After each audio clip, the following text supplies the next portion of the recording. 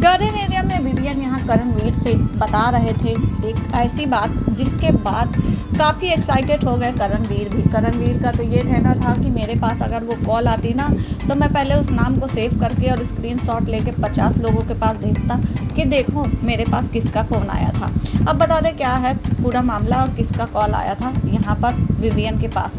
Vivian यहाँ shooting में व्यस्त थे और अपना फ़ोन रख कर गए थे।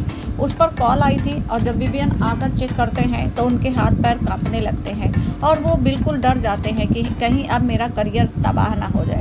उसके बाद विवियन तुरंत उस पर पलट कर फ़ोन करते हैं। फ़ोन करने के बाद उनसे पूछा जाता है कि हाँ कहाँ थे, फ़ोन नहीं उठाया, जिसके बाद वो बताते हैं कि वो शूटिंग में व्यस्त हैं। उसके बाद विवियन को मिलने के लिए बुलाया जाता है। विवियन जाते हैं और मिलकर आते हैं, जिसके बाद करणवीर उनसे पूछते हैं कि भाई तूने और क्या क्या किया यहाँ पर। वो कहते हैं मैंने और कुछ नहीं किया, बस मैं उनसे मिला, उनसे बातें हुई और उन्होंने कहा ठीक है जाओ।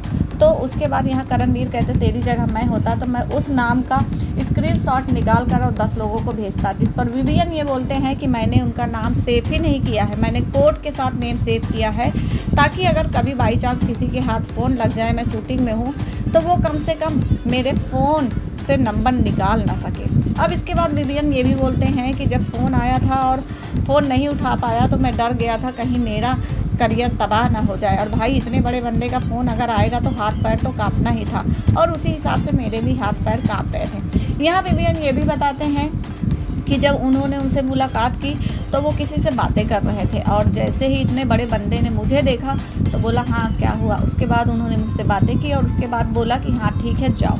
अब विवियन का ये कहना था कि मुझे जिस तरीके से कॉल आई थी मुझे तो ये लगा था कि भाई मुझे बहुत बड़ा कुछ ऑफर हो रहा है और आरके को निकाल कर मुझे अब एक्टिंग में वो मौका दिया जाएगा। फिलहाल बता दें विवियन के बातों से लग रहा था कि उनके पास किसी और का नहीं बल्कि सलमान खान का फ़ोन आया था और मुझे ऐसा लगता है कि ये कहीं बिग बॉस के लिए ही तो कॉल नहीं गई थी।